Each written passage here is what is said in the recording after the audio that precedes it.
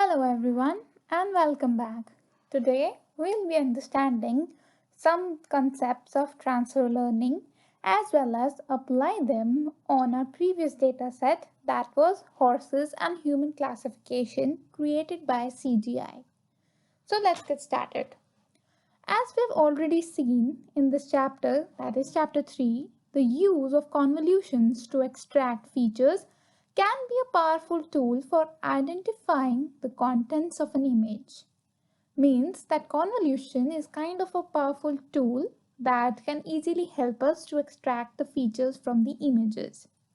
The resulting feature maps can then be fed into the dense layer of a neural network to match them to the labels, give us a more accurate way of determining the contents of an image. So as we have already known that our last layer is always a dense layer from which we get the output where we actually match our output of the model to the labels. Using this approach with the simple, fast to train neural network and some image augmentation techniques, we built a model that was 80 to 90% accurate at distinguishing between a horse and a human when trained on a very small dataset. So we'll keep in mind that our dataset is very small, so the accuracy might not look that good to you as you expect. But we can improve our model even further using a method called transfer learning. So what's the idea behind transfer learning? Let's just understand this. So in simple words, if we say, instead of learning a set of filters from scratch for our data set, why don't we use a set of filters that were learned on a much large data set? So what's the actual meaning of transfer learning is that the filters that we are training from scratch, we just let them be, we just remove them, and we use such filters which have been already trained on a much larger data set. So that will give us a much better accuracy as well, with many more features than we can afford to build from scratch. We can place these in our network and then train a model with our data using a pre-learned feed filters. For example, our horses and humans data set has only two classes, right? We can use an existing model that was pre-trained on 1000 classes, but at some point we'll have to throw away some of the pre-existing network and add layers that will let us have a classifier of two classes. So what we are going to do here is we are using a pre-trained model that has been trained on more than 1000 classes, and we'll be just using that and scrape off some of its layers and add our own layers to just get a classifier that classifies only two classes, that is a human or a horse. So let's see the next figure. So here's a figure where you can see there are two convolution layers as we already have in our model, and then there is one dense layer from which we are getting two output neurons that give us the normal result because it's a classifier. But what if we could take the pre-learned layers from another model, freeze or lock them so that they aren't trainable, and then put them on top of our model? So what we are going to do, we just keep our model as it is, take a pre-learned model, freeze some of its layers or make them untrainable. So they are untrainable, they are not trained on our model, and then just place them over at the top of our model and use them as it is, use their weights as it is, because they've already learned. So our model will become something like this. So you can see the orange box with the lock. So these layers have been locked and are untrainable, but they are on the top of another model that was designed by us previously. When we consider that once they have been trained, all these layers are just a set of numbers indicating the filter values, weights, biases along with a known architecture. The idea of reusing them is pretty straightforward. So let's look how this would appear in a code. There are several versions of pre-trained models that are already there, but we are here going to use an inception model from Google, and that too it's version 3. The inception model has been trained on more than a million images from a database or dataset known as ImageNet.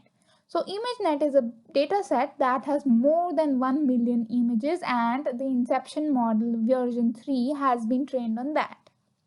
It has dozens of layers and can classify the images into 1000 categories.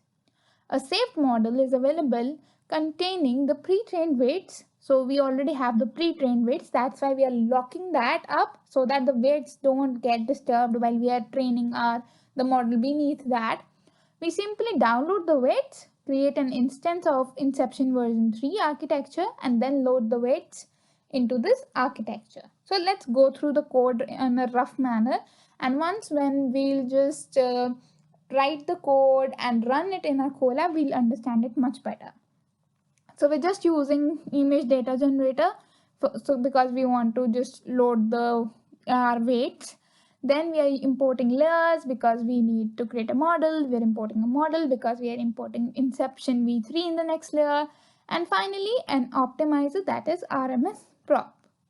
So weights URL is here, as you can see it's on googleapis.com, and just copy paste all this URL, and it's easily available. The weights file inception underscore v3.h5. So usually a file that has an extension of h5 is a weights file. So anywhere you see h5 file, it's a weights file. So then we are making a URL lib request to retrieve those weights and weights file from the URL, and then a pre-trained model Inception v3 having an input shape of 150, 150, 3. So we'll keep in mind that our input shape of images that should go into the model, because our pre-trained model is above our existing model. So we need to make sure that our input shape is 150 by 150 only. Next, include top equals false, weights equal none, and just load the weights app from the weights file, right? Then we just write a model.summary to get a summary of how does this model look like. So it's actually very huge, and when we run it, I'll actually show it that it's a huge model. But I like to use the one called mixed 7 because it's the last layer that we are using, because its output is nice and small, that is 7 cross 7 images. So what are we going to do here is the last layer that we are going to use from a pre-trained model is going to be a mixed 7 layer.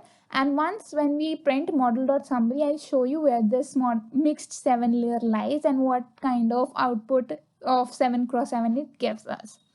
So we'll freeze the entire network from retraining and then set a variable to a point at mix 7's output as where we want to crop the network up to. So we'll use the pre-training model up to mix 7 layer, and then we'll apply our own model.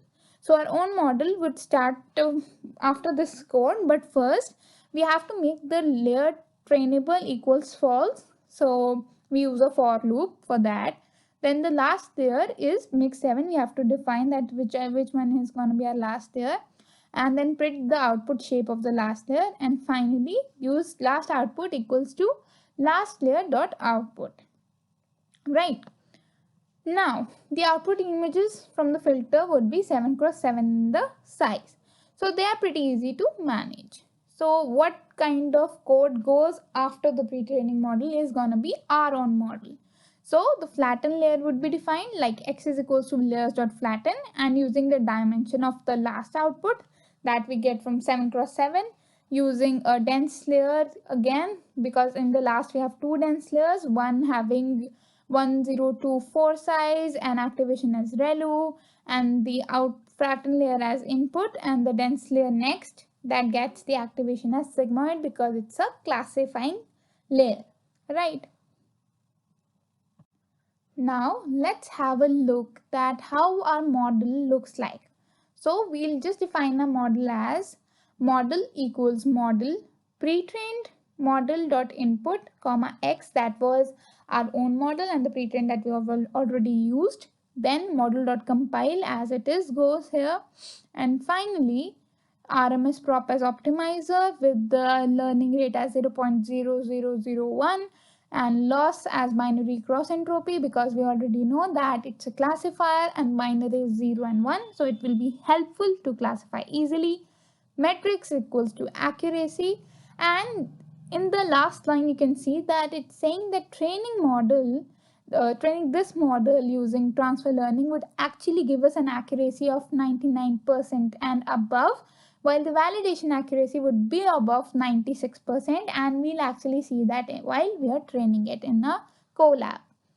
So while we see the results in the collab, we'll go through dogs versus cats from Kaggle. That is a much larger data set to explore.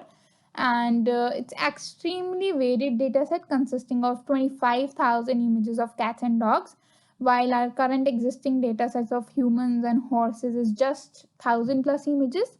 So it will be much bigger than the existing one. And we'll see how we are going to use dogs versus cats as an classifier, right?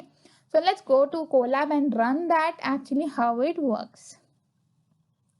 So welcome back, and we are in our Colab. So first, before going and starting off with the how we are gonna just launch transfer learning and just run all this code, let me just show you one easy trick to run this, because as it is, if you will be running, you will be using your RAM, and just it will be very long runtime. So you can just go to runtime and go to change runtime type. Here you will see this. So change hardware accelerator from none to GPU and just save it. So it will save you a lot of time while running. So let's just hit shift and enter to run this. And we're just importing URL. And this is the same kind of code that we've already done before. We are just getting our training data from the URL. So here is our training data using image data generator. We are getting our image of the training data, and we have around 1,027 images in our training data with 2 classes. And see, you can see the target size here has been changed from 300, 300 to 150, 150, because a pre-trained model has an input size of 150, 150. So as you change there, you will have to change here as well as in the validation also. So which is importing layers, and here we have defined our inception v3 model. So you can see 150, 150 is also here, and this is run pre-trained model dot load weights. So weights file has been here, and yes, you can see this is the whole model, and it's way more large. So you can see how much large this whole model is. The inception v3 model is so large, right? But we have to find a mixed 7 layer, because that's where we're gonna crop this one. So mixed 4 layer is here. Let's just go down and see where mixed 7 layer is. So mixed 5, mixed 6, and finally mixed 7. Yes, mixed 7 layer is here, and you can see the size here. 7 cross 7 is the size here. So it's kind of manageable. That's why we're using it, and you can just feel free to try and use any mixed layer, that mix 9, mix 7, mixed 8, whichever layer you want to experiment with, right? So let's go on further and just see the last layer output. So it's 7, 7, 768. That was already written in the summary. So here are our layers that we had be adding to the pre-trained model, and just run this model. So we have a pre-trained model along with our own model, then RMS prop, learning rate, loss is binary cross entropy, matrix is accuracy, and epochs are just 15. So we are training our model, and you can already see that in epoch 2 only we can find the accuracy as 1. It's closer to 100% and already 100%. So we can just say that our training accuracy is going to be 100% because in just 2 epochs you can see the accuracy reaching 1. And even the loss is such low that almost 10 to the power minus 6 here. So let's just keep this running, and once this is done we'll move on to the next part of the code. So our model has been trained, and as I told you before, we have the accuracy of 100% on our training set. Let's just try and start our validation one as well. We've got the validation data, and you can see the target size is 150, 150 here as well. So if you want to understand these code of validation and training, how we're getting it actually, just get to the link of the previous video. We have defined it very well there, and just running it, the validation here. So we'll see how much validation accuracy do we get, and if it's greater than the accuracy that we were getting earlier or not, or if validation is greater or less than the training accuracy as well. We'll check it there. So we have completed our 15 of 15 epochs, and as you can see, the validation accuracy is around 97%. That is way more large than the validation accuracy that we were getting earlier without transfer learning, which was around 88 or 87%. But you can see here clearly that our training accuracy is way more large than our validation accuracy, and that's why we can say that our model is overfitting. And one of the major reasons of this overfitting is that we have a very small data set, that's around 1,027 images, and that is way more less than the number of images that a pre-trained model, that is inception model, is trained on. So that is around 1 million plus images, right? So let's just see and test our model now. And here is our testing code.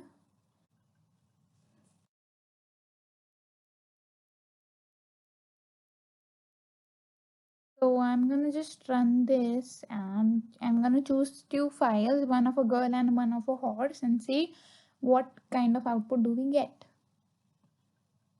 So here I've uploaded an image of a girl and a horse, and you can clearly see that our model has overfitted because it's saying a horse as a human, and there it's misclassifying our output. But it's clearly classifying girl as a girl, that is girl as a human, so that is correct. But in the case of a horse, it's not uh, classifying correctly. So here we can see that our model has been overfitted because we have way too less data to just classify classify the inputs correctly. So that's it for this code. Now we'll be moving on to our next code of the day, that is gonna be classification between dogs and cats using transfer learning only. And because cats and dogs have a way more large data set, that's around 2500 images, so it's gonna be much better than this one. So stay tuned and you'll get the code of this chapter 3 on and chapter 1 and chapter 2 as well in her GitHub. So I link the GitHub in our description, so do check it out. And if you have any problem in the code or anywhere else, and if you have any queries as well, just feel free to comment in the comment section. Thank you.